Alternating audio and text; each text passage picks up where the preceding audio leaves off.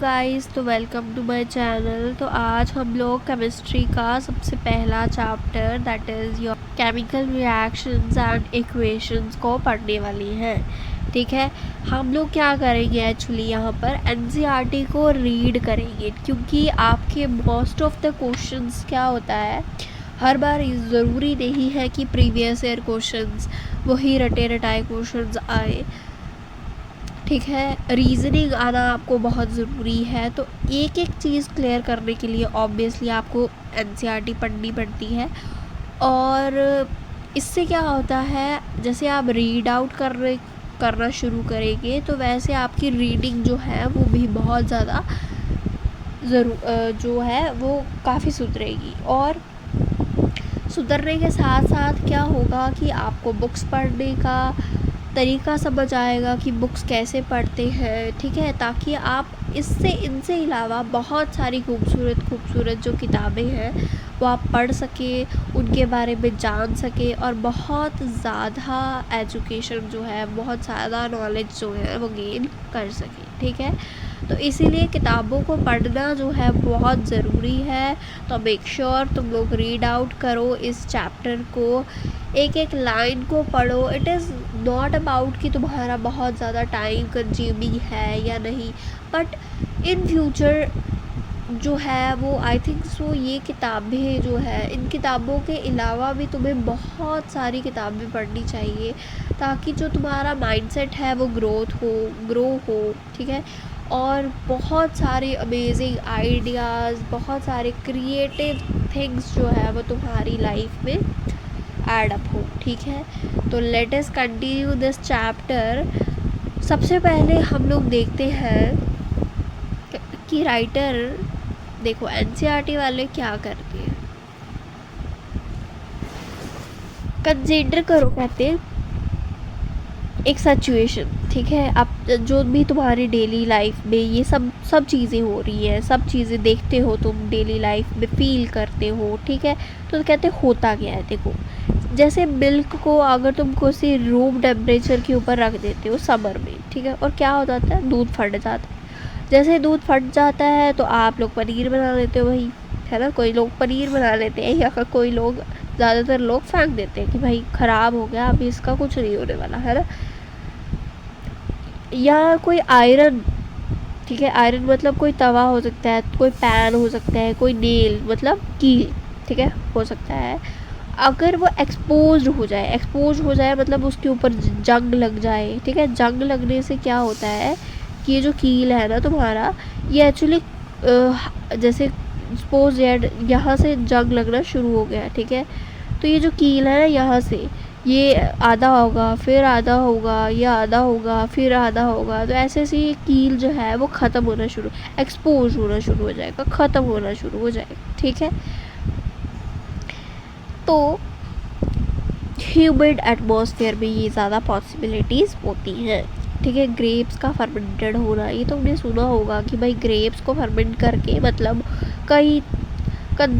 कई देर तक उसे रख कर वो उससे ड्रिंक्स बनाते हैं। ठीक है, फूड्स इज़ कुक्ड, जैसे फूड का कुक्ड होना, और वो बहुत ज़्यादा मैश मतलब पक जा रहा है फूड, तो उसमें हो क्या रहा है एक्चुअली, जो पकी जा रहा है वो, या ग्रेप्स में भी ऐसा क्या ही एडअप हो गया जिसकी वजह से वो फर्मेंटेड हो गया।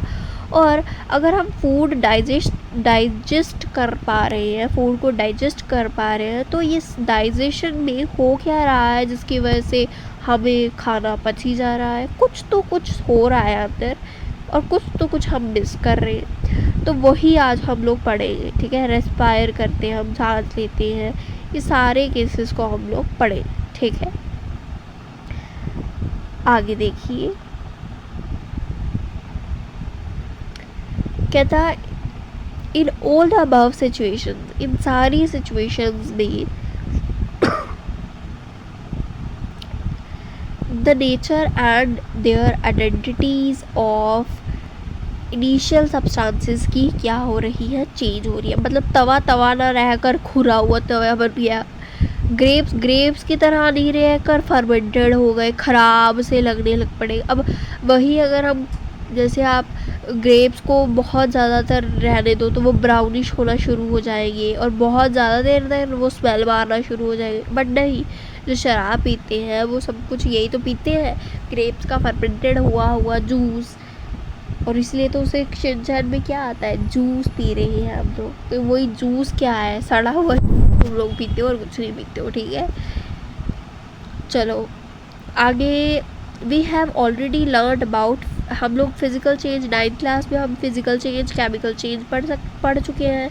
फिज़िकल चेंज में क्या होता था, नेल को काटा और नेल वापस आ गया, तो ये that is physical change, that is reversible change. और केमिकल चेंज, बेबी का बर्थ हुआ, अब बेबी जो है वो हमेशा बढ़ता ही जाएगा, मतलब ग्रोथ ही होगी उसकी। वो ये नहीं है कि वो 20 साल का हो गया तो अभी 10 साल का होने की पॉसिबिलिटीज़ भी है उसकी, ऐसा कुछ नहीं है, दैट इज़ इरिवर्सिबल चेंज, ठीक है। ये हम लोग सारा कुछ प्रीवियस क्लास में पढ़ के आए हैं। जब केमिकल चेंज होता है, वैन केमिकल चेंज अक्कर, जैसे ही केमिकल चेंज होना शुरू होता है तो हम लोग ये कह सकते हैं कि केमिकल रिएक्शंस हो रही है, बिल्कुल हो रही है ना। हम लोग यही कह सकते हैं कि केमिकल रिएक्शन, केमिकल चेंज हो रहा है तो केमिकल रिएक्शन ही हो रही होती थी, यही है chemical reactions.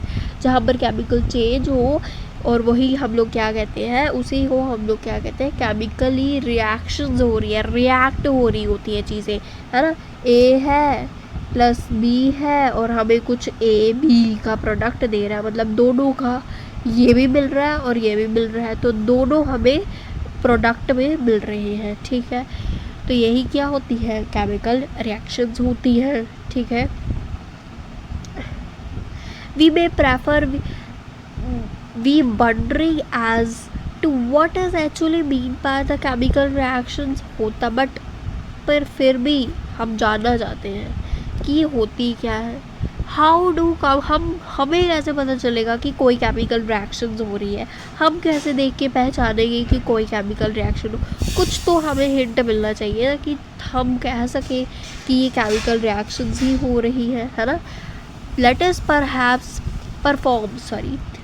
Perform some activities to find the answer, कि हमें कैसे पता चलेगा कि केमिकल रिएक्शंस हो रही है, ठीक है। तो एक्टिविटी के ज़रिए से हम लोग क्या करेंगे, पहचानने की कोशिश करेंगे कि यहाँ पर केमिकल रिएक्शन ही हो रही है, ठीक है।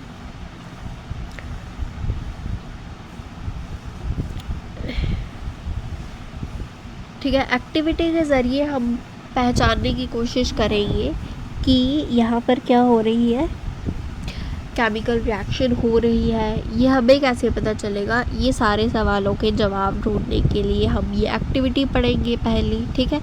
तो एक्टिविटी में क्या कहा गया है, सबसे पहले कहा गया है कि टीचर का असिस्टेंट, टीचर्स असिस्टेंट होना, टीचर की असिस्टेंस में हमें ये सब कुछ करना है। टीचर की असिस्टेंस में होना मतलब टीचर्स का मौजूद होना बहुत ज़्यादा कंपल्सरी है। ऐसे नहीं है कि तुम आग लगा के बैठ जाओ, है ना, और सारा कमरा ही जला दो, लैब ही सड़ जाए, ऐसा कोई काम कारनामा तो मत ही करना, ठीक है। It would be better if students wear eyes protections, और बहुत ज़्यादा अमेजिंग हो जाएगा अगर तुम आइज़ प्रोटेक्शंस को लगा लोगे, ठीक है। सबसे पहले तुम लोग क्या करोगे, ये है आपकी मैग्नीशियम की ऐसी करके ना पतली सी स्लिट सी ऐसी होती है, रिबन सी, ठीक है, रिबन के शेप में, और वो होता क्या एलो है, ये मतलब हार्ड ही होती है ना, मैग्नीशियम होता है वो एक्चुअली, ठीक है। तो मैग्नीशियम की 2 सेंटीमीटर की लंबी रिबन जो है वो हमें लेना है, और उसे सबसे पहले लेकर तुम्हें रब करना है उसको सैंड पेपर के साथ, ठीक है। सैंड पेपर के साथ उस रिबन को क्या करना है, क्लीन कर देना है, ठीक है। फिर उस रिबन को होल्ड करना है पेयर ऑफ टोंग्स के साथ, ठीक है, और क्या करना है, बर्न करना है स्पिरिट लैम्प के साथ या कोई बर्नर के साथ, स्पिरिट लैम्प के साथ या बर्नर के साथ। लैम्प को तुम्हें क्या करना है, स्पिरिट लैम्प के साथ, ठीक है, या बर्नर के साथ तुम्हें क्या करना है, इस मैग्नीशियम रिबन को बर्न करना है, ठीक है। और जो भी बर्निंग मटेरियल जो बर्न होकर तुम्हारी जो ऐश निकलेगी उसको इस वॉच ग्लास में कलेक्ट करना है। क्या करना है? कलेक्ट करना है, ठीक है। Formed watch glass as shown in figure, और ये सारा इधर कलेक्ट हो जाएगा, ठीक है। Burn a magnesium ribbon, burn a magnesium ribbon, keep ribbon sorry burn the magnesium ribbon, keep it as far as possible from your eyes, और इस मैग्नीशियम जले हुए मैग्नीशियम की ऐश को भी जितनी आँखों से दूर रख सकते हो उतनी आँखों से दूर रखना बहुत ज़्यादा कंपल्सरी है, ठीक है। अब हम इन सब चीज़ों से ऑब्ज़र्व क्या करते हैं ये हम देखने वाले हैं, ठीक है। और ये क्या लिखा हुआ है? Burning of magnesium ribbon in air and collection of magnesium oxide in watch glass. ये जो ऐश बनी है ये किसकी बनी है? मैग्नीशियम ऑक्साइड की। क्या इसकी बनी है? मैग्नीशियम ऑक्साइड की, ओके। तो दिस इज़ योर एक्टिविटी। अब ये एक्टिविटी हुई, ऐश इकट्ठी हुई, तो क्या करें हम लोग इसका? तो देखते हैं इसकी ऑब्जर्वेशन, ठीक है जी। तो आगे देखते हैं, आगे ऑब्जर्वेशन है। ऑब्जर्वेशन में हम लोग देखो, you must have observed that magnesium ribbon Burns with dazzling light, dazzling white flame and change into white water, ठीक है। और क्या हो रहा था कि जो मैग्नीशियम रिबन को जैसे ही आपने बर्न किया, जैसे ही मैग्नीशियम रिबन को बर्न किया वैसे ही क्या हुआ, वो जलने लगा और जलकर उसने एक डार्जलिंग वाइट फ्लेम जो है वो फैलाई, ठीक है। और उसका जो पाउडर था, मतलब सबसे पहले वो एक सॉलिड क्या थी, रिबन थी, अब वो कन्वर्ट हो गई है एक वाइट पाउडर में, ठीक है। जो वाइट पाउडर था वो मैंने आपको बताया था, this is of magnesium oxide. It is form due to the reaction between magnesium and oxide. देखो कैसे होती है रिएक्शन, जस्ट देखो। मैग्नीशियम जो है अगर हम इसको रिएक्ट करते हैं ऑक्सीजन के साथ तो ये बनती है magnesium oxide. This is your reactions. अब इस रिएक्शन में देखो मैग्नीशियम जो है वो सिंगल है ना, Mg इज, ये क्या है? सिंबल ऑफ मैग्नीशियम, ठीक है। O2 की बात करें तो O2 जो है वो O नहीं, ऑक्सीजन इज़ द फॉर्मूला या फिर is a symbol of oxygen. हालांकि जो 2 है ये ट्वाइस क्यों आता है? क्योंकि गैस में हमेशा क्या लगती है? ट्वाइस लगती है, इसलिए ये आपको आगे फर्दर समझ आ जाएगा जैसे जैसे आप करते रहोगे, ठीक है। और ये मैग्नीशियम ऑक्साइड कैसे कि ये दोनों रिएक्ट करें और जिसकी वजह से हमें क्या मिला? Magnesium oxide. और ये मैग्नीशियम और ऑक्सीजन को कंबाइन करके मैग्नीशियम ऑक्साइड बन गया है। एक्चुअली होता क्या है, रिज़ल्ट जो आते हैं उनकी वजह से ये सब चीज़ें बनी, ठीक है। कई रिज़ल्ट बहुत ज़्यादा अजीबोगरीब से आ जाते हैं तो उन्हें रटना पड़ता है। अब ये तो हमें पता चल रहा है, हमें याद करने की ज़रूरत नहीं पड़ रहा, ठीक है। मैग्नीशियम को ऑक्सीजन के साथ रिएक्ट करवाया तो मैग्नीशियम ऑक्साइड बन गया, तो इससे ज़्यादा झंझट नहीं है। बट जब डिफ़िकल्ट आती रहेगी तब देखेंगे, अभी तो आपको फ़िलहाल यही करना है। देखो अब हम क्या करेंगे, एक्टिविटी 1.2 की तरफ बढ़ते हैं हम लोग, ठीक है। इसमें क्या बोला है कि लेड नाइट्रेट लेना है, उसका सोल्यूशन लेना है, मतलब उसमें क्या डाल देना है? पानी डाल देना है और टेस्ट ट्यूब में डालना है। टेस्ट ट्यूब कुछ इस तरह का बर्तन होता है, ठीक है, शीशे का। अब आपको क्या करना है, इसमें पोटाशियम आयोडाइड का सोल्यूशन जो है वो ऐड कर देना है। देखो सबसे पहले लेड का सिंबल होता है Pb, ठीक है। नाइट्रेट का सिंबल होता है NO3, ठीक है, थोड़ा सा याद करना पड़ेगा। पोटाशियम K होता है और आयोडाइड क्या होता है? I होता है, ठीक है। देखो अब जब हम इसे इकट्ठा लिखेंगे तो क्या हो जाएगा? लेड नाइट्रेट मतलब PbNO3। ऐड करो जी, क्या ऐड करना? Potassium iodide. देखो लेड नाइट्रेट में ऐड करो पोटाशियम आयोडाइड और निकलेगा lead iodide plus potassium nitrate. देखिए अब ये जो आयोडाइड का होता है लेड आयोडाइड होता है, ये क्या होता है, ये जम जाता है नीचे, मिल्की दूध जैसा होता है ना, दूध में हल्दी डालो और येलो कलर का, वैसा ही प्रेसिपिटेंट, मतलब प्रेसिपिटेंट का मतलब होता है जो नीचे जम जाए, ठीक है। वैसे ही ये जो है वो नीचे जमना शुरू हो जाता है, और ये तो एकदम क्लियर सोल्यूशन होता है, और इनिशियल कलर भी इनका बिल्कुल क्लियर सोल्यूशन होता है, ठीक है। अब जब ये मिक्स होता है तो ये येलो कलर का पहले तो सोल्यूशन, ठीक है, और फिर ये क्या ये वाला जो सब ये लेड आयोडाइड है ना, वो क्या हो जाता है, सब पूरा सोल्यूशन में नीचे जो है वो येलो कलर का ही प्रेसिपिटेंट होता है, और क्या हो जाता है, पूरा नीचे जमना शुरू हो जाता है, ठीक है। तो ये सारी एक्टिविटी थी आपकी, ठीक है। उसके बाद हम लोग देखते हैं एक्टिविटी 1.3 की तरफ बढ़ते हैं, 1.3 की तरफ बढ़ते हैं।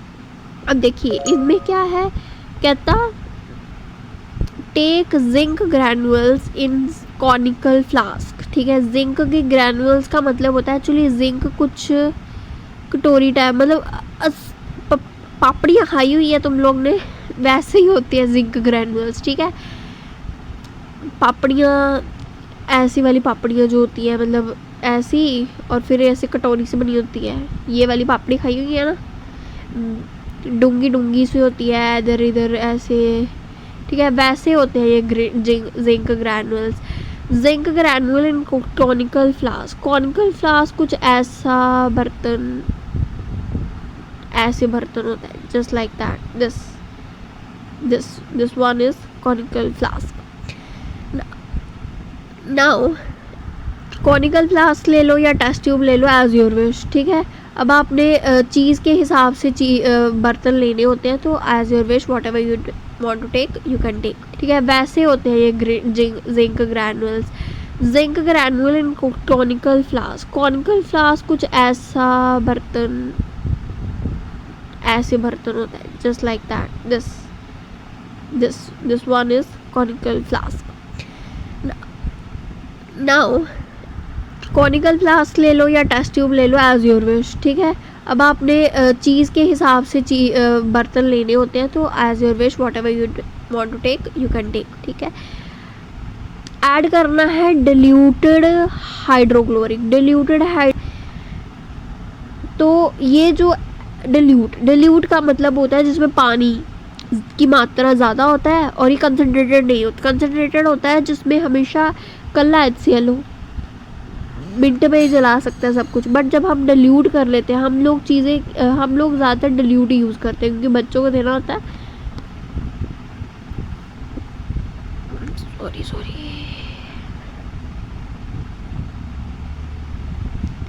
ज़रूरी नहीं है बच्चों को देना होता है, बट रिएक्शन ही डिल्यूट किसकी है, डिल्यूट सल्फ्यूरिक एसिड की, डिल्यूट हाइड्रोक्लोरिक एसिड डाल रहे हैं हम लोग, ठीक है। अब जैसे ये डालेंगे तो क्या हो जाता है, यहाँ पर लिखा हुआ है कि handle the acid with care, ठीक है। Do you observe anything happens around zinc granules के आसपास देखा तुमने, कुछ तो हो रहा है। एक्चुअली हुआ क्या है, बबल्स प्रोड्यूस होने शुरू हो जाते हैं, ठीक है। और कॉनिकल फ्लास्क को टच करोगे और कॉनिकल फ्लास्क आपको गर्म दिखेगी, क्यों, क्योंकि हाइड्रोजन रिलीज़ कर रही होती है। हाइड्रोजन रिलीज होना यही होती है, या तो पॉपिंग साउंड सुनाई देती है, और या तो उसमें एक बबल्स आना शुरू हो जाती हैं, ठीक है। तो यही थी आपकी एक्टिविटी की, जिसमें क्या हो रही है, कॉनिकल फ्लास्क हो गई गर्म। अब ये सारी ऑब्जर्वेशन, और क्यों ही पढ़ा रहे हैं हम लोग ये सब कुछ, क्यों ही पढ़ा रहे हो, हमें गर्म हो गया, कोई कुछ हो गया, कोई कुछ हो गया। देखो ये तो हमारा सवाल था ना कि केमिकल रिएक्शन को हमें कैसे पता चलेगा कि कोई रिएक्शन केमिकल रिएक्शन है, तो इसका जवाब जो है वो आपको अभी मिलेगा। From the above 3 activities we say that, हम लोग ये कह सकते हैं that any of the following observation जो कि हेल्प करती है एज कि हमें डिटरमाइन करने में केमिकल रिएक्शन की, वो जो रिएक्शन हो रही है वो केमिकल रिएक्शन है या नहीं है।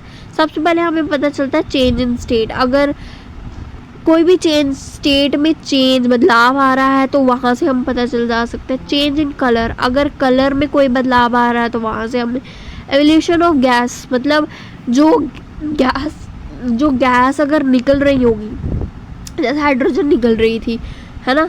और चेंज इन स्टेट कैसे हुआ कि पहले तो रिबन बहुत ज़्यादा सॉलिड था, अब ये ऐश में कन्वर्ट हो गया। चेंज या तो लिक्विड में चेंज हो जाए कोई चीज़, है ना, या कोई चीज़ जैसे पहले लिक्विड था अभी सॉलिड मतलब प्रेसिपिटेट बन गए, और वो जो जमते हैं वो सॉलिड होते हैं। या हमें ये पता चल जाए कि उसमें कुछ कलर चेंज हो रहा है, जैसे कि पहले जो था लेड नाइट्रेट बिल्कुल कलरलेस, फिर क्या हो जाएगा, येलो प्रेसिपिटेट में कन्वर्ट हो जाएगा। ठीक है, तो हम लोग यहाँ से ये कह सकते हैं द फॉलोइंग ऑब्जर्वेशन हमें हेल्प करती है टू डिटरमाइन दैट कि केमिकल रिएक्शन हो रही है या नहीं। ठीक है, इन सब चीज़ों से हम लोग पहचान सकते हैं। Change in temperature is also, यहाँ पर क्या हुआ था, फ्लास्क आपकी गर्म हो गई थी। As we observe that change around us, जैसे भी कोई भी हम लोग ऐसे कोई भी चेंज हम लोग देखते हैं तो हम लोग ये कह सकते हैं large variety of chemical reaction जो हो रही है वो हो रही है। तो we will study about various types of chemical reactions. हम लोग ने 9th में बहुत सारी केमिकल रिएक्शंस के बारे में पढ़ के आए हुए हैं। वैसे भी हम पढ़ेंगे, वी विल स्टडी, हम लोग पढ़ेंगे बहुत सारी वैरायटी ऑफ केमिकल रिएक्शंस के बारे में, उनके सिंबल्स के बारे में, उनकी रिप्रेजेंटेशन के बारे में इस चैप्टर में। ठीक है, आगे कंटिन्यू करो और बहुत सारी इंटरेस्टिंग चीज़ों का तुम्हें पता चलेगा। ठीक है, और ख़ुद भी इसे रीड करना है।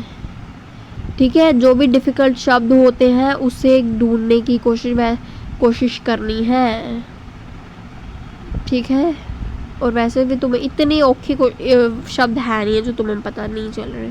ठीक है, बट कोई आ जाए तो सर्च ज़रूर करना है, आलस नहीं मारने हैं ऐसे कामों में। ठीक है, इससे तुम्हारी इंग्लिश भी सुधर जाएगी। ठीक है, चलो, एक पंथ दो काम कर रहे हैं हम लोग। ठीक है, ठीक है, हम लोग आगे आ जाओ केमिकल रिएक्शंस की तरफ, केमिकल इक्वेशंस की तरफ। केमिकल इक्वेशंस क्या होती है, क्या नहीं होती है, ये सब कुछ हम लोग यहाँ पर पढ़ने वाले हैं। जैसे कि कहते हैं कि एक्टिविटी 1.1 में, जैसे कि आप लोग ने देखा, कैन डिस्क्राइब एज कि जब मैग्नीशियम रिबन को हम लोग ने जलाया ऑक्सीजन के प्रेजेंस में, हाँ ये लिखना हमने नहीं लिखा, that is magnesium react with oxygen in the presence of air, okay, and gives magnesium oxide। और अगर इसमें से कुछ भी तुमने चीज़ छोड़ी तो वो रिएक्शन क्या हो जाएगी, गलत। ओके, तो we study about the variety where we study about various types of chemical reactions और उनके symbols represent in this chapter. उनके सिंबल्स के बारे में पढ़ेंगे, उनके रिप्रेजेंटेशन के बारे में पढ़ेंगे, ये सब कुछ पढ़ेंगे। अब एक काम करते हो,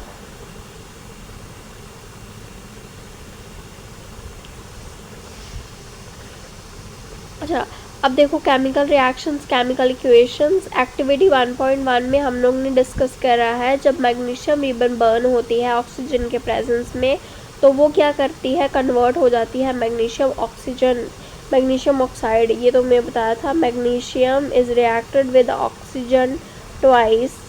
ठीक है, और जैसे ही वो रिएक्ट करेंगे वैसे ही क्या करेगा, मैग्नीशियम ऑक्साइड देगा इन द प्रेजेंस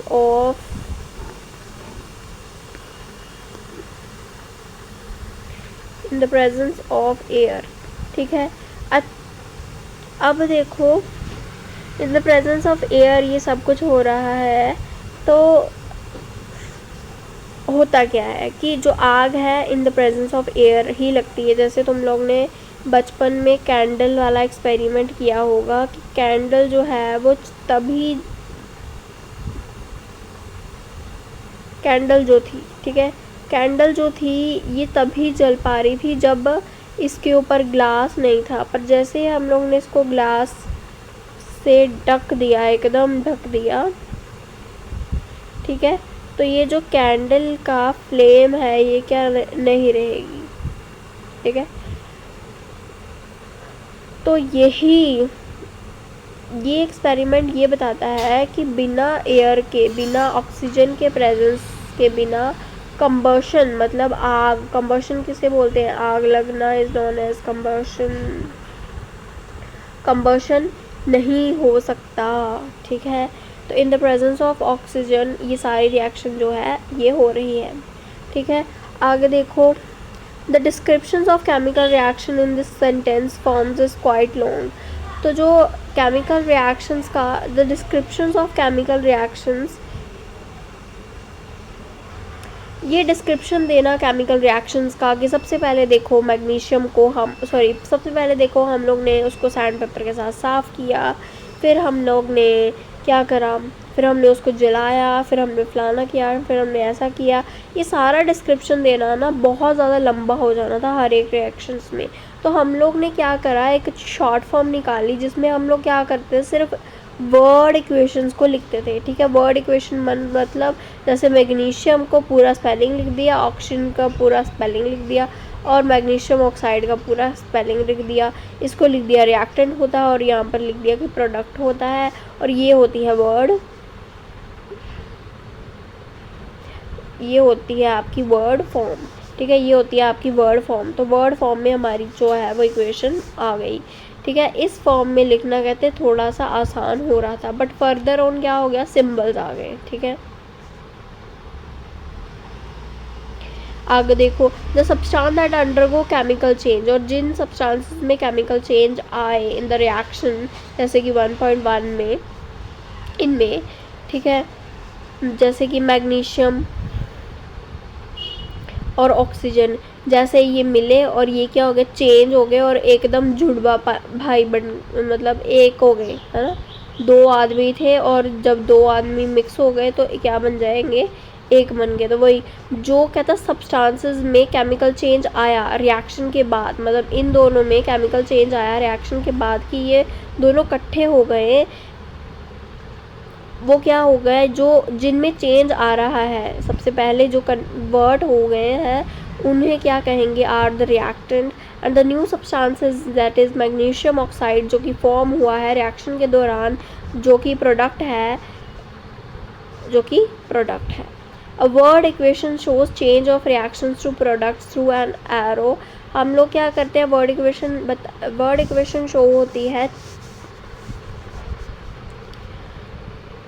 वर्ड इक्वेशन हमें बताती है चेंज इन रिएक्शन, रिएक्टेंट में क्या बदलाव हुआ है टू द प्रोडक्ट, ठीक है। रिएक्टेंट कैसे था और प्रोडक्ट अब कैसा बन गया है, ये हमें क्या बताती है, वर्ड इक्वेशन बताती है, ठीक है।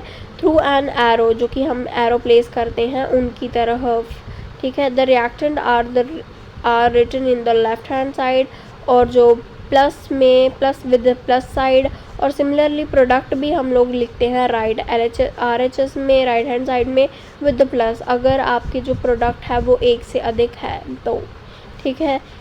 The arrow had pointed toward the product and show the directions of the reactions, और जो एरो टूवर्ड प्रोडक्ट बना होता है ये शो करता है कि रिएक्शन किस तरफ जा रही है, रिएक्शन की डायरेक्शन क्या है ये हमें बताती है, ठीक है।